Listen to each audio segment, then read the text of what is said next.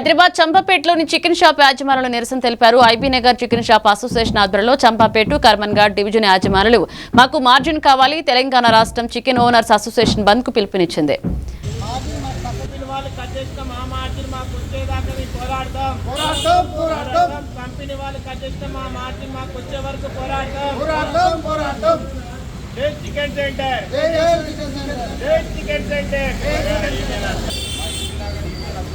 ఈరోజు మా LB Nagar chicken centre association ఆదేశాల మేరకు మా యొక్క Champapet Karman division chicken centre association నుంచి వాళ్లకు మద్దతుగా 1వ తారీఖు నుంచి చికెన్ సెంటర్లు బంద్ చేయడానికి మేము గిట మా అంతా కృషి చేసి యావత్ తెలంగాణ మొత్తం అందరికీ తెలియజేసేటట్టు సీఎం రేవంత్ రెడ్డి దాకా ఈ న్యూస్ పోయి మా యొక్క బాధలు అర్థం చేసుకొని మాకు వచ్చే మార్జిన్ని మాకు ఇవ్వాల్సిందిగా గవర్నమెంట్ ద్వారా మేము కంపెనీ వాళ్ళకి కోరుకుంటున్నాం. మా రిటైల్ షాప్ కోరుతా ఉన్నాం.